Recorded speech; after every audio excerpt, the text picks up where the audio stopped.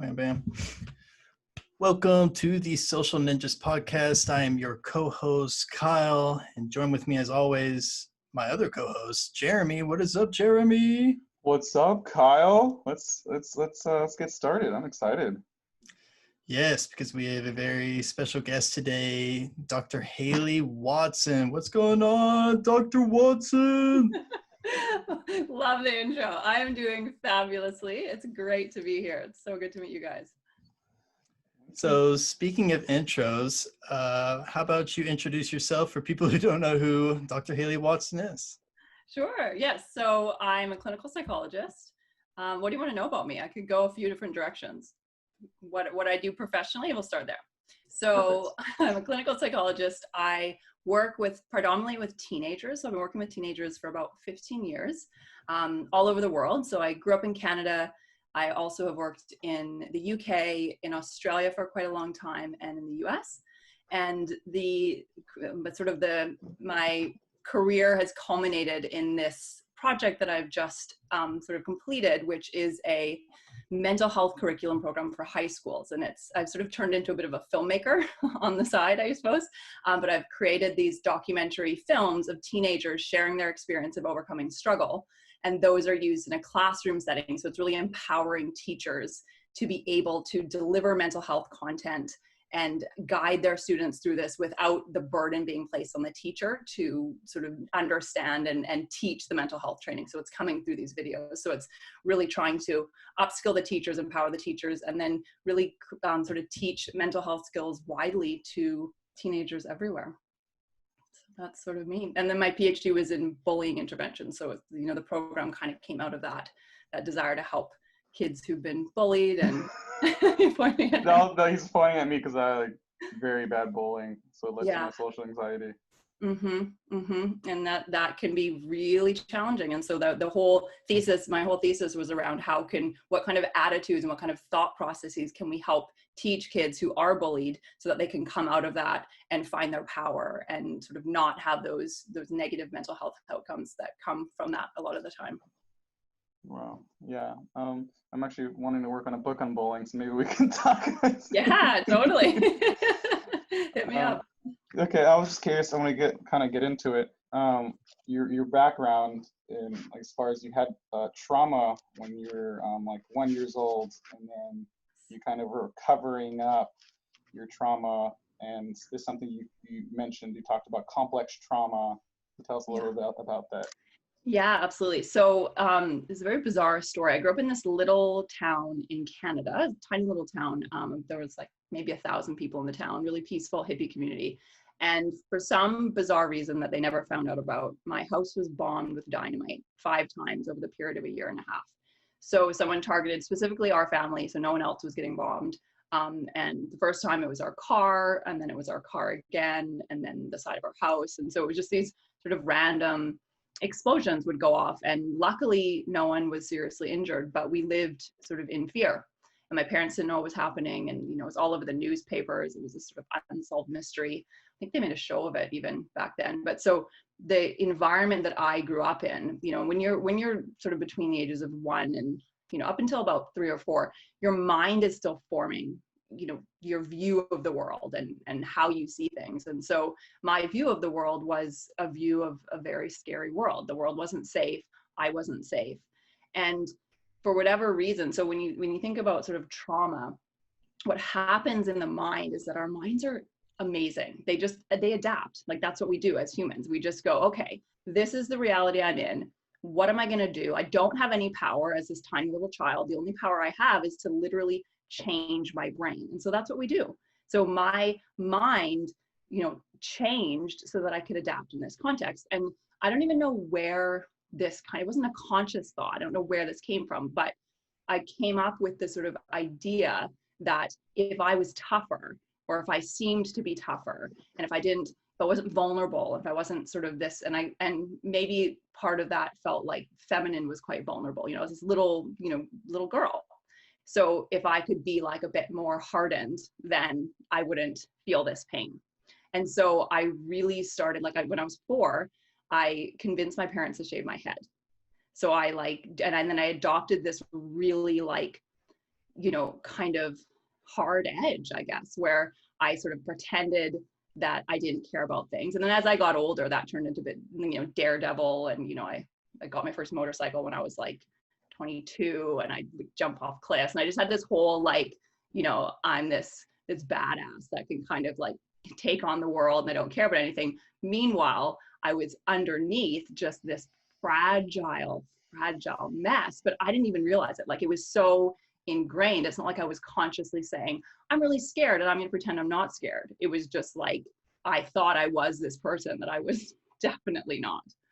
So that was sort of the impacts of that trauma on me. Yeah.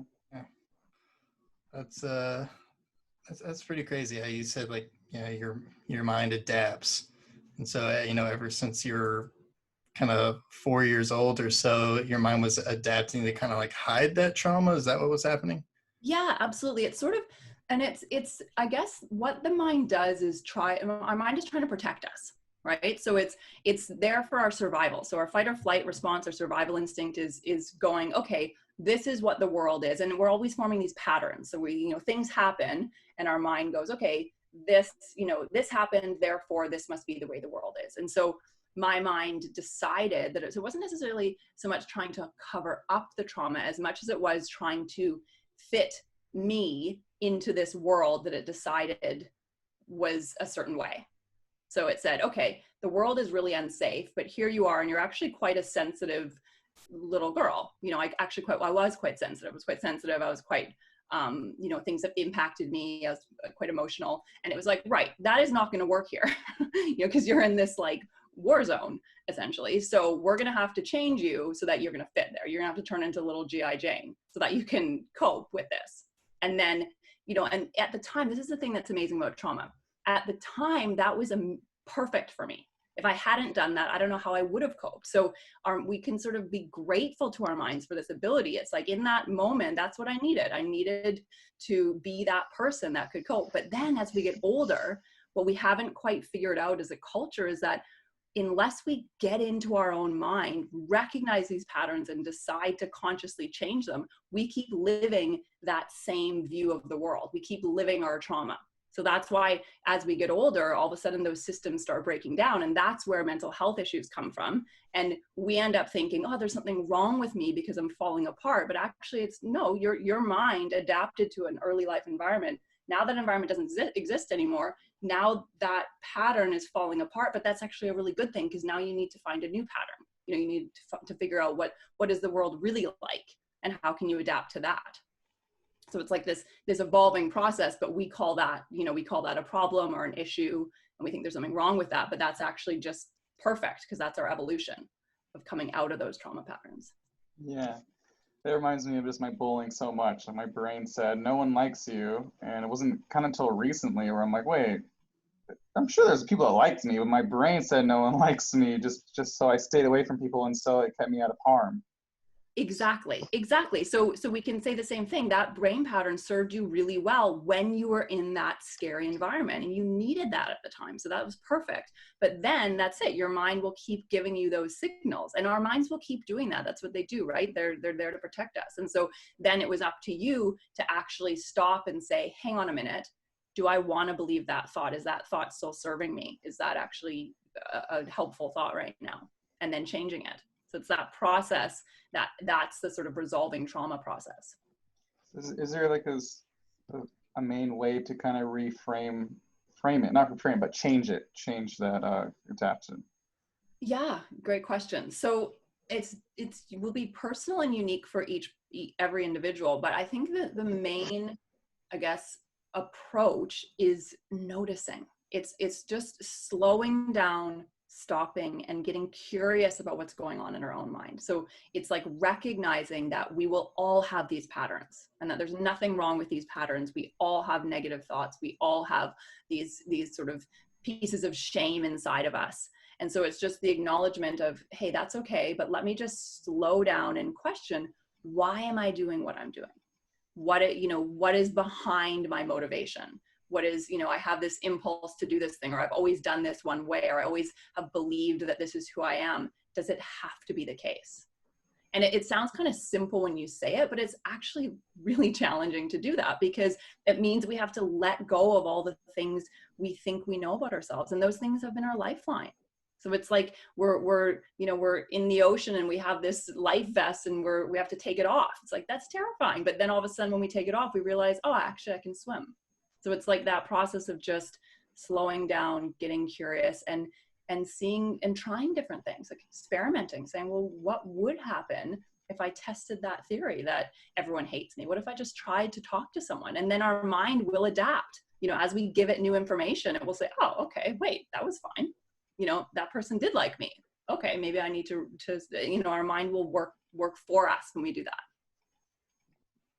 Yeah, so I wonder, how do you know if your mind needs to change or readapt? Like you said, this trauma happened when you're 1 or 4 years old. I don't know if you remembered or realized it, but how do you know, like, oh, okay, something that happened a long time ago is making me feel and think the way I am now. I need to change based on my circumstances now. How do you get to that point? Great question. I would say probably all of us, that's true for.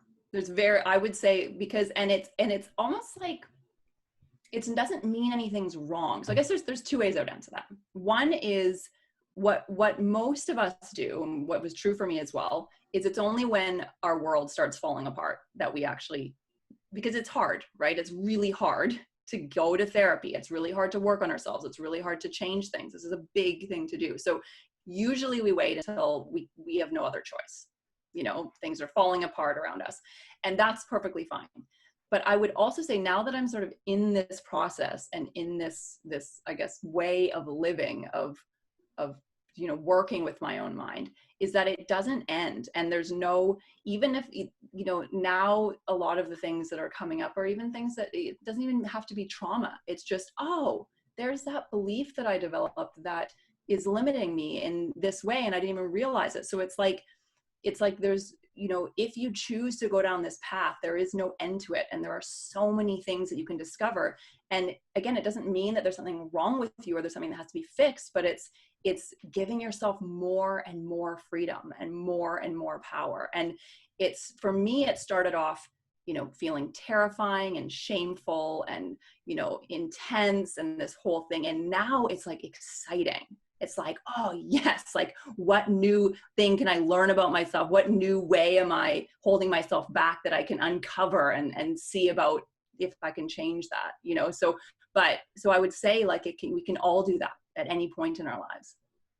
So do you find yourself still realizing things like that? Like, oh, didn't realize I'm still having, Absolutely. Every day, like literally, I mean, because I love this is my life. So I love this stuff, but literally, like, that is what I'm always thinking about. That is what I'm talking about to people. Like, these are the conversations I have with friends. Like, it's so fascinating to me, the human mind. And I'm always uncovering new things. And it starts to get just funny, like, being a human is kind of funny. Like, you just look at yourself and you go, that made no sense. Why did I just think that? Why did I just do that? What's going on here? But absolutely, it's definitely an ongoing process. That's cool. Yeah, it reminds me of just this framing, right? Like, we have this vision. I kind of want to take a little bit of a side skip, is the dynamic we have in our society, man up. Totally. Right. And it just teaches men to just not just keep in their emotions, and having emotions Absolutely. is not okay. Absolutely. That's exactly it. And that is really, even though I am a woman, that is what I did too. I went into that thinking as well, like, to be strong, to be successful, to be whatever we think we value, you can't be emotional and you can't have feelings. And we've created this bizarre separation. And really, it is through our feelings that we actually do find true strength, because that's the truth. What we're feeling is the truth, not necessarily how we're reacting to it, but how things impact us. And if we keep following that and sticking with it, that's when we get to know who we really are. Yeah. Kyle knows the story, but it always excites me. I'll never forget that one day where I was sitting in like a group, like a For Mankind project, and I was in a group, and I had anger, and I was so scared of feeling the anger because I labeled that anger as bad, right? Oh, stay away from my anger. I'm scared of that anger. And like there's this space where I just really let out my anger, and then it was like a champagne bottle popped off, and all this sadness I just been holding on since middle school just came out everywhere. Totally, that's so perfect, because that is exactly it. You allow yourself, and that's the thing we do. We label these things good and bad. It's good to be happy. It's bad to be angry. That means you're, an aggressive person, or it's bad to be sad because then you have issues or whatever it is. But, you follow the thread back. You let yourself be angry and you go, well, why am I angry? What is this anger? And you go, oh, I'm angry because people were really mean to me. And that's really sad. And then you let yourself feel sad, and then you keep going. That's the beautiful thing. That then underneath that, what did you feel after the sadness? What was there? Oh my God, it felt so good. It felt so good. Whoa. It was like that first breath after I like cried it all out. I was like, oh my gosh, I love me. Isn't that perfect, right? So your feelings, your anger, your sadness led to self-love. Like, what more proof do we need, right? It's like that is like, it's the way in. Our feelings are the way back to us, right? It's when we shut off from our feelings, and then we get in a fight with ourselves about it. And then, those things happen to you. And yes, that was an awful experience, but you had been holding on to it all those years. And it was, re-traumatizing you because you felt like it over and over again. You and, this whole battle. And as soon as you just said, hey, I'm sad about that, that's hard. All of a sudden it's like, the fight is gone. And then you don't have to hold on to it anymore. Phenomenal. Yeah. So I have a question. Why teenagers? Why do you focus on teenagers? Yeah, great question. And I just love teenagers. I love that age. I think it's such a magical age. I think, it's an age where everything's on the surface. Like, everything's so, we feel all these things at every age, but as teenagers, we start feeling things really intensely, and it's such a crucial age because things can, we can learn so much about ourselves, and we can grow so much, and we can become ourselves. And it can also be a devastating age, because if we don't have support at that age, we can really fall to pieces. And so I think partly I felt that as a teenager as well. Like when I was 16, another trauma that I experienced was my mom left me and my dad. Well, she left my dad, but it felt like she was leaving me when I was 16, and she moved to another country. So I experienced this loss at that age, and really felt abandoned and felt unlovable and felt all these and as a teenager, of course, those things are just, you feel all those things anyway, the insecurity or whatever. And just, it's like at that age, we appear to the world to be adults, and people expect us to be adults, but we're so young still. And so it's like this figuring out where there's when kids are really young, everybody knows they need support and everybody provides support for them. And I think as a culture, we sort of don't know what to do with teenagers. We kind of go, well, they're struggling, but I don't know, they won't listen to me anymore. And it's just this really tumultuous but beautiful age. And there's just something, it's one of those things where like, I've just always loved working with teenagers. I connect with them really well. Maybe I still am a teenager in a lot of ways. Like I just have I just have such a passion for helping, kids get through that time and find themselves, and really kind of,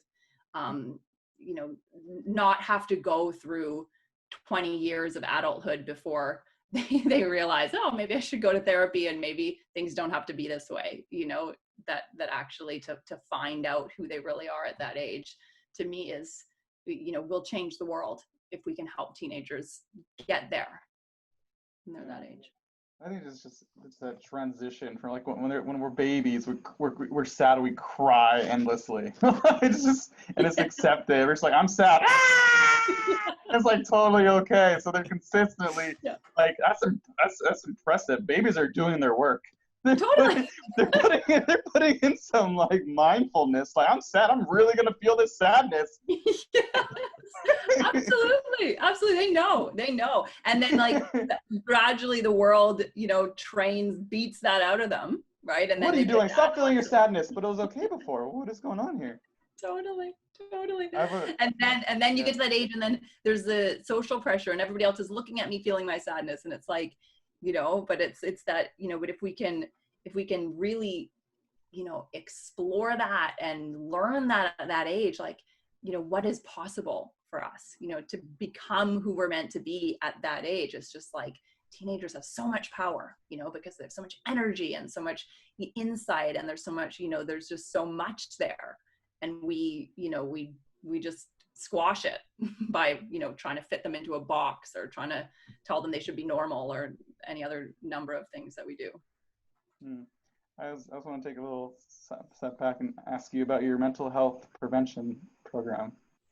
Oh yeah, the program that I created, absolutely. So that, as I was saying at the beginning, that the purpose of that is to teach all teenagers mental health skills, because what I've found is that most teenagers don't end up in therapy. There's a lot of barriers to that, whether it's financial access, or even just the idea of going to therapy. There's stigma, exactly. Yeah. And so what I'm really trying to do with this program, and what it, so exciting, because it's when you use this story-based approach, when there's these documentary stories of a teenager that's being super open and vulnerable and saying, this is what I went through, this is how it felt, and then how did they come out the other side, and they sort of get this learning. And then within their classroom setting, and right now, of course, it's all distance, but also in class or distance education, then all of a sudden they're reflecting with their peers, like we're helping them have these real conversations. So there's like these psychological skills building exercises that they do with a partner, or they do in a classroom setting, and they get to actually, so they hear someone say it, and then they are all of a sudden sharing, oh, I have negative thoughts, and oh my gosh, there's that popular kid that I thought had a perfect life, and they have negative thoughts. And it's like, it just opens up this space where they can be vulnerable and share and process this stuff. And my big aim is to say, this doesn't need to only be in the therapy room. Like, what we've been through, our traumas, it's not this shameful thing that we have to hide away. It's actually really normal, and everyone's been through something. And if we can talk about it openly and work on ourselves and do exactly what we're talking about, if everyone can stop and say, what's happening in my own mind, like the world will change.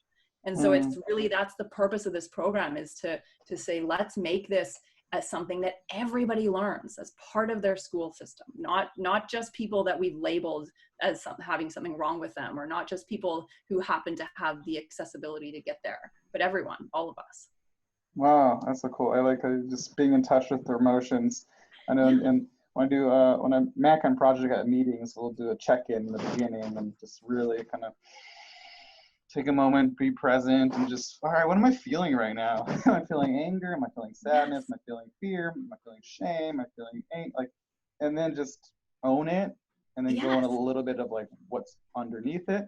And sometimes I'll see the most uncomfortable things like this, and then just saying it out loud for some reason just makes me feel so much better. Absolutely, because then you realize, oh, there's nothing wrong with that. That doesn't have to be a dirty little secret. That's just what's happening in my mind. Oh well. Right. And then there's that accountability. And then you everybody in that circle gets a chance to go, oh, well, if he said that, then I'm normal too, Yeah. And then everyone goes, oh, right. So maybe when I feel that next time, I don't have to act on it, or I don't have to say something mean to someone else. It's like that reflective process. And it's exactly that. And going, well, what happens, imagine if all teenagers could do that. Imagine if all teenagers felt safe to do that. And they can. This is the thing that's amazing. Teenagers are phenomenal. They just need a safe space. That's it. They just need to be guided there. But they want to have these conversations. We all do. I mean, it's how good does it feel when you let that, weight off your shoulders? Oh, it's scary, but it always feels good afterwards. Exactly. Yeah. Exactly.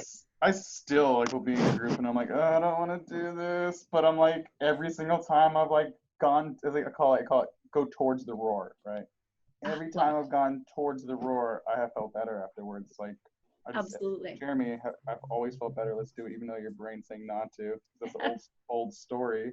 Yes, perfect. That's it. And as you can see, I mean, that is a skill that has to be practiced. So this is why I really strongly believe that mental health skills training needs to be part of education, because you can't just tell someone, oh, just change your thought. Oh, like, okay, great. No. Like it's hard. Just sweeping it under the rug. Yes. So it's like we need to create an environment where we're learning this and we're doing it and we're practicing it. That's when we can make change. Yeah, there's sometimes even with like Kyle, I'm like in the worst mood ever, and I'm like scared to tell him. I'm like, I'm not in a good mood right now, and I'm like scared he's gonna judge me. Yes, totally. I'm actually not happy right now. I'm actually not in a good mood. And it's so normal, right? Because we carry that, right? But then the more you do it, the easier it gets. And the more you can kind of go, oh, right. And then we just laugh. We laugh at ourselves. We go, yeah, it's almost like what I do with my mood sometimes. I upplay them now, because it's like, that's like a way that I can kind of remind myself how ridiculous it is. Like I'll be in a bad mood and I'll throw something, just like to dramatize it, to be like, okay, yeah, I'm being totally ridiculous.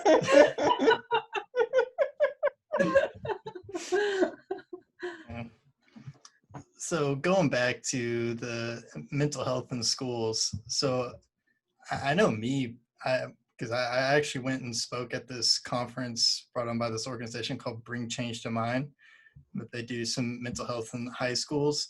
And I thought they would, I guess my kind of thoughts going into it was like, high school kids, they don't really care about mental health and they're going to be really closed off. But I mean, I was really surprised at like how open they were. And like we did some kind of group discussions afterwards and people just talking and opening up. And while I know it's probably just a minority of the students in high schools that are open to talking about it, how do you get more people to get involved into mental health because it's not something that's part of the like school curriculum where everyone has to take the mental health class? I wonder is how do we continue to reduce that stigma and get people to take mental health seriously? Yeah, great question. So that is literally exactly why I built the program the way I did, because it is part of school curriculum. So that is what I am advocating for. That's like my whole mission in life right now, is to get schools to implement it. So our program is not just for the people that want to take it. It's not an elective. It's everybody has to take this course.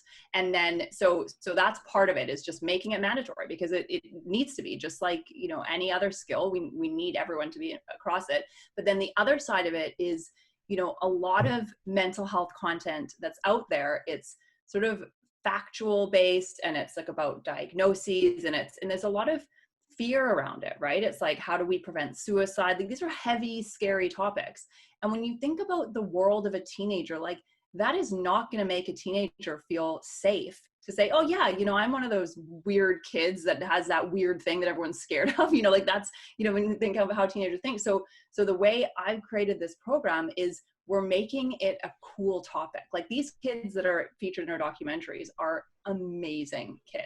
And so they, it becomes something that's interesting and engaging. And like, what kid doesn't want to go to class and watch a documentary story about like someone, an actual movie, so it's like changing the face of like how we interact with this, not just sort of like dumping these facts on kids and sort of scaring them into it, but really saying like, hey, this is fun and interesting. And this is something that, you're going to want to learn about. And so when we take that approach, what we find is most teenagers actually really like the program. Like they want it, it's not a class that they avoid. It becomes a class that they're interested in, because it's like, the same reason why people like reality TV shows, right? Like we like to learn about people. We like to see into their world. And so I think that the real thing is we need to get creative as adults. Like we can't just force teenagers. Same thing as like, if you want kids to eat vegetables, you can't just put like a bunch of boiled vegetables that taste like garbage on a kid's plate and then get mad at them for not eating them. You've got to put spices on them and cook them well and, make them delicious and juicy, and then they're going to want to eat them. So, I think that's the task of the adults, is we need to check ourselves and say, how can we make this something that teenagers want to engage with? How can we make it meaningful and relevant and show them that it's not just about being normal or having mental health issues? This is about how can you live your best life? How can you actually create a life that you love, you know, and that, you know, teenagers can get behind that. You know, how can I be less, you know, how can I hold myself back less? How can I have better friendships? How can I, you know, do what I want to do? You know, all these kinds of things, we make it relevant. Yeah, I love that. How you talk about like put the spices on it. Yeah, exactly, exactly. It's just it's the framing of it. Like I think we just there's this socialization that having emotions and having feelings is bad, Exactly. and I never really experienced it to the degree. Then when I did my work that I told you about, I was crying and stuff. Like after I did it, my brain's like, "Uh-oh, people are gonna judge you. You look so stupid right now. This is awful." And I'm not gonna lie, look up and everyone's just in tears, just like inspired by what I did. They're like, "Dude, that was inspiring." I'm like, "It was?" Yeah. I thought I was being weak. I know. I'm serious. Like that thought was so powerful after I let it all out. I was so scared of being criticized. Yes, absolutely. As we all are. I mean, that's such a beautiful story because that is exactly it. And so it's changing the whole dialogue around it. And so that's it. I mean, the world right now, we have this like image of like people who are struggling are in a bad, dark place and it's scary and maybe they're suicidal and mental health is so intense. And then everybody else is perfect, right? And they have these perfect lives and they never feel anything. And that's obviously complete BS, right? So it's like, how do we show that, you know, it's by getting honest about our struggles, because we all have them, but it's going and digging deep and being real. That is actually our power, you know, because as soon as you were real, then you weren't limited anymore. You didn't have to hold yourself back because you were scared of what people were going to think. And look at how much your life has opened up, you know, and so that is true for everyone. And so it's like, you know, but the only way you could ever know that is by doing it. Nobody, even if someone told that to you, you wouldn't believe them, you know, you would have, that's it. So you have to see it. You have to see it role modeled. You have to have a safe space, and then you have to do it. And so it's like, it's like this rite of passage that we have to take teenagers through and guide them by the hand, which is challenging because we all grew up in a world where we didn't do that. It's like we're asking this generation of adults to figure out how to teach this generation of teenagers something that we are just learning now ourselves. So it's like, as a culture, we're all in this right now. And this is where, you know, teachers get the hugest burden, because it's like, teach mental health, teach your kids to be mentally healthy. And it's like, well, what does that even mean? Right. So, and then, you know, teachers' jobs are so stressful anyway. And so it's like, really, again, this idea of like, how do we get creative? How do we make this something that can work for an entire generation? Yeah, I really loved your quote when you said it's like a tree putting up an umbrella every time it rains and getting upset when it doesn't grow. Yes, absolutely. That's us, right? We are, you know, we're standing and there's the sun and the rain, and you know, that's it. We put up the umbrella. We're like, I don't want to get rained on, you know, and then we're sad that we're not growing. We think there's something wrong with us, but there's nothing wrong with us. We just think that we're not allowed to be sad, so we don't learn from the sadness. We don't, you know, marinate in it. We don't dig deep when it's happening. We just shut off from it. Yeah, that's been one of the hardest things for me. Just logically, I know that whenever I get triggered, which is, I used to say, oh, I don't want to get triggered. I want to be happy all the time. Whenever I get triggered and something bad would happen, I remember my like mentors would say like, oh, that's a great opportunity to process some stuff in group today. And I'm like, but I'm just feeling awful. What do you mean this is horrible? Oh my gosh. They're like, oh, it's just like. So true. Exactly. That's the doorway, right? It's the opportunity. And it's so hard to know that and remember that. Always it's hard. You know, when we're in it, you know, oh, we just don't want to be in it. No, but, yeah. But it's like, that is, because when you think about it, we don't really grow when everything's going well in our lives, really. Like, we might grow a little bit, but because we don't have to do any work. Like, it's great. I'm not saying it's bad when we're happy. It's great when things are going well. But when we hit, you know, a bump, that's when we are forced to really look we're forced to go, oh, what's going on here? What am I doing? And then there's this like, process of us, changing and expanding and digging deep and whatever it is. And then we come out of that and then we've transformed in some way. So it's like that, the process of struggle is actually a process of transformation, but we sort of don't know that. So we just stop at the doorway and go, well, I don't want to step through that, and then we stay right where we are. Yeah. And even like so we have that growth in ourselves, but even like in our connections with other people, like my connections to other people. I remember I went to this, I like staffed a retreat in Western Australia, and I like said all the most vulnerable things about myself. And so some of those connections, I still talk to them to this day. I only hung out with them 2-3 days. Beautiful. And that's so true.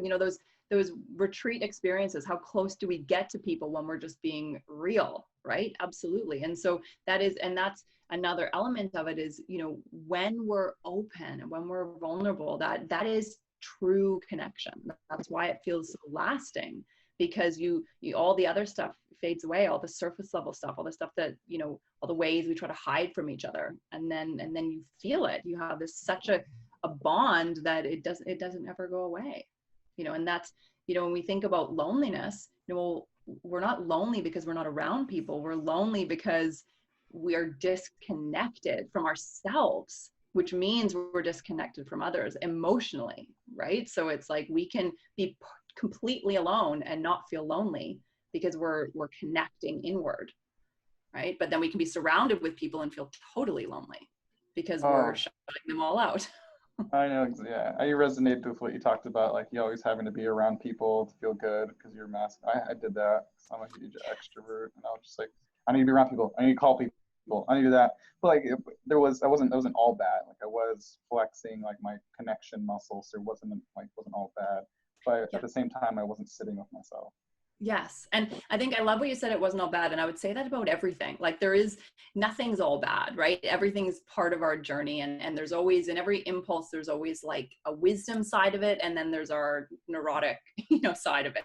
And so, it's not about doing one thing or the other. It's just about the awareness of, oh, okay, so there's this part of me that feels like I need to be around other people in order to be happy. But then there's this other part of me that is actually genuinely seeking connection, and that's beautiful. And both of those are always going to be there, right? There's always, in everything we do, there's that part of us that's just, really connected to our truth. And there's the part of us that's just scrambling because we're so terrified that, whatever X, Y, Z is going to happen. Yeah. And so it's just that knowledge that's what makes it human. I mean, that's part of the joy of being alive, is that it's so complicated and it's so confusing and we never really know. If we knew it all, it would be kind of boring.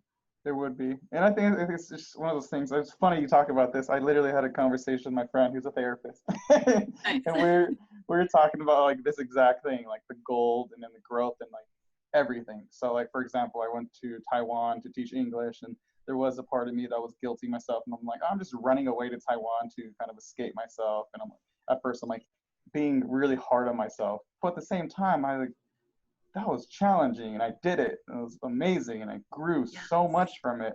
So I love that dynamic of like there's gold in every challenge, and it's just easier for myself to look at the crappy, the bad of it, because then I don't have to do anything about it.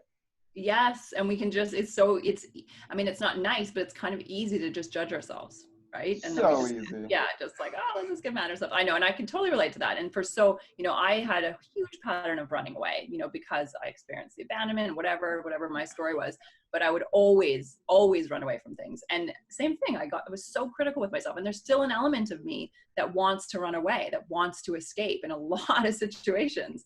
And, the amount of growth that came in my life because I was moving forward, because I was, that it was part of what I had to go through, and part of what I probably still have to go through to a certain extent to get to what is underneath that, so again, this is what's so fascinating and exciting about it, is that what's true today is not necessarily true tomorrow. So, at some stage, the running is not so helpful, but then the next day, maybe actually the running is helpful, like it's sort of, that's where it requires us to keep going, right? Because whatever is true in this moment, we don't know. We never know. It's always unfolding.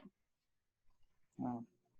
Yeah, it reminds me a lot of you were talking about just kind of like challenges in general. Like there's stuff that comes good out of that, and that's what I always try to like keep in my head. Like when something's like coming up, and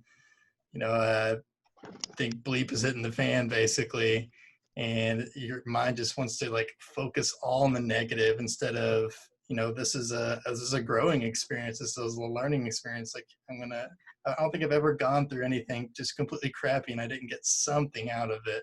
And it's all about when you look back on it, it's like, oh, I'm so glad that happened. Like, so glad I had a terrible time in high school. I know. And how hard is that, right? That is a skill, to be able to stop in the middle of a crisis when you're feeling so bad about yourself and so ashamed or so angry or whatever, and to go, there is some wisdom here. I will get something out of this. This is okay. That is it's a hard. very challenging thing. Absolutely. And in my experience, it's like, your refractory time gets shorter and shorter, right? Like it used to be, you look back on something 5 years ago and you could see that. And then maybe like a year ago, and then last month, and then, yesterday, and then maybe, it just happened, and yeah, okay, that's okay.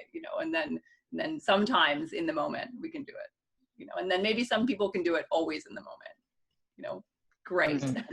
But it's like, not me. Yeah. We need to get them on the podcast. Literally today I was in like a group call, and it's like coaching program things, and there's 50 people, and one of the leaders said something, and I'm like, he's missing so much content. And I was like, I want to piggyback on what he's saying, and he just like cuts me off. And it's literally going to take like seconds to say what I had to say. He's like, hold on, Jeremy, thank you so much for coming to this, blah, blah, blah. But like, we're going to go ahead and maybe keep it till the end. And I'm just like, I could have said it in that amount of time. And like, I noticed I got triggered.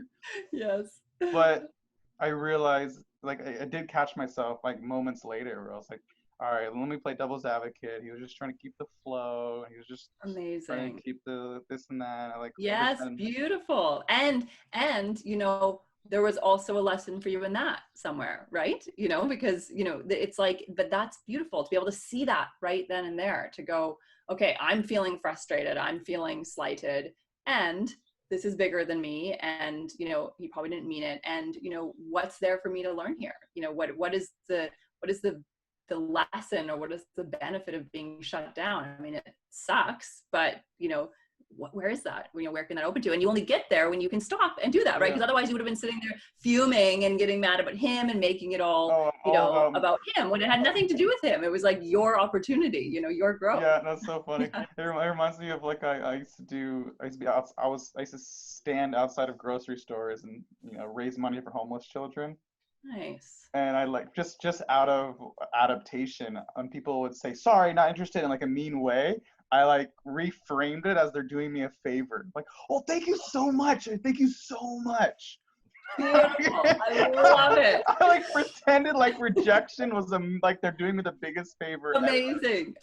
And I bet, that was like mind training, right? Like, yes. How do you deal? I bet you deal with rejection so well now. Oh my gosh. It's practice. Yes. I never forget this. And I went to the bars in San Diego, like maybe the weekend after I did an entire week of this. And I just like went up to people. I just did not care. I was getting rejected and didn't even faze me. That's so good. And all my friends were like, well, you are killing it tonight. And I was like, I am? That's so good. That's it. And that's freedom, right? That is freedom. Oh, because so free. The only thing that stops us is our own mind. It's the way we take things, the way we interpret things, the way we hold on to things. So I can be like, thank you so much for interrupting me earlier. That was such a great opportunity to grow. Thank you so much. That's so good. But yeah, I agree. And I love what you talk about, like your biggest challenge leads to your biggest superpower in a way. Absolutely. Absolutely. Because you have to, I mean, you don't have to, but you do think about it. That's the biggest problem your mind is going to be solving. And our minds are very powerful. So if you put the biggest challenge in front of your mind and you say, okay, get to work on this, then your mind is, working your whole life on that. You become the expert on it. You absolutely become the expert on that topic because Connection. That's it. You've mulled it over so much. I wanted to connect so badly. I sit there like, no one likes me. Everyone hates me. I can't connect to anyone. But like deep down, I wanted connection so badly. Yes. Perfect. And then look at, then this is what you're doing. This is what you're creating your life around connection and, it's helping people form those connections. I had to learn how to connect all over again.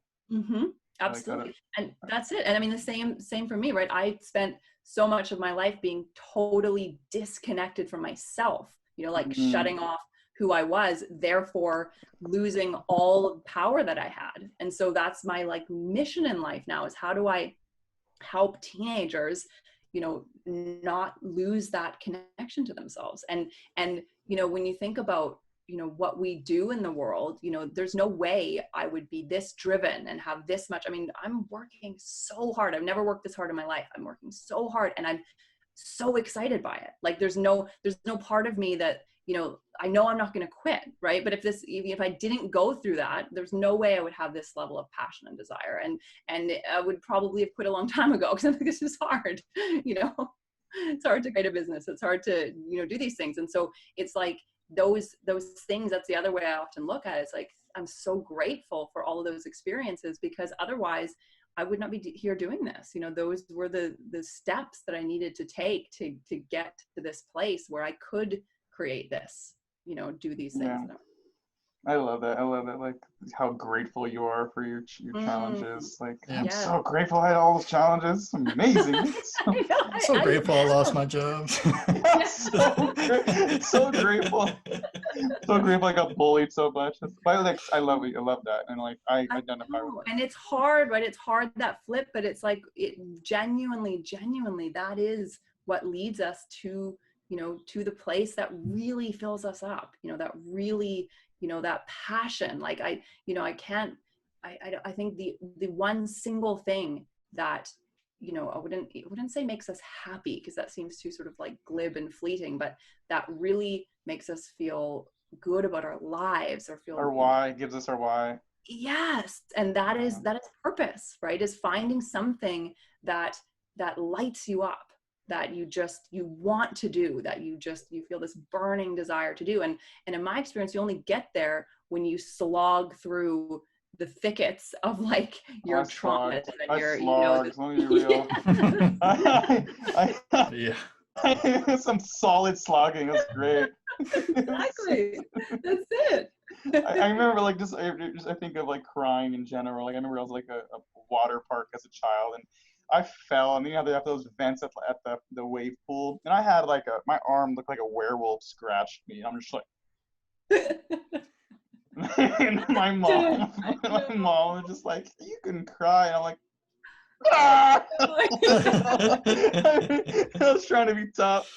I know. Oh my gosh, we do. We think that's what we have to do. Wow.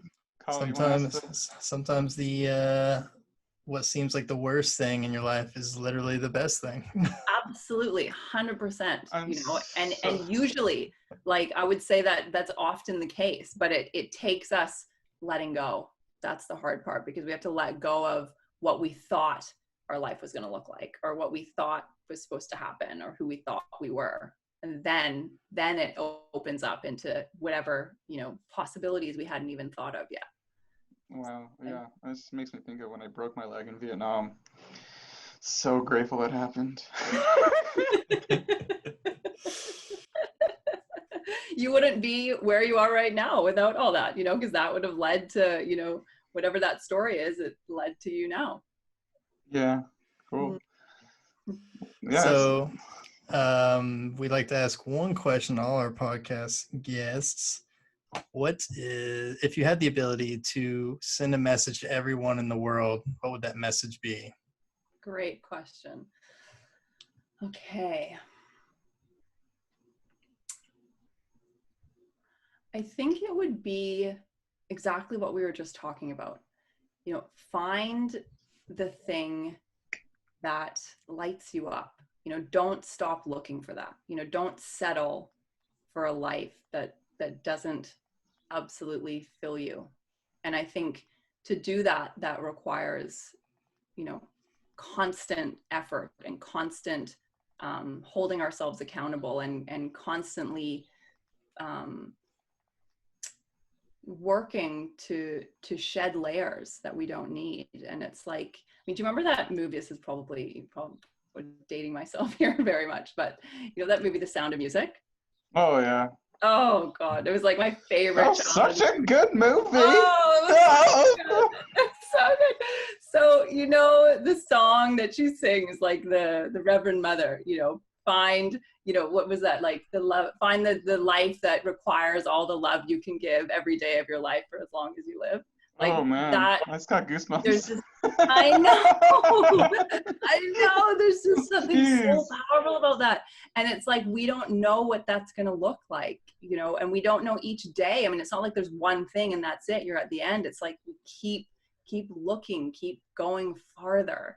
And the farther we go, you know, the more we uncover. And it doesn't mean it's always going to be pretty or it's always going to feel nice, but it's always going to be deeper. And in my experience, like, deeper is where it's at. So it's like, keep going deeper and you will keep finding, you will keep creating the life that means something to you. Beautiful. That's and the exciting stuff.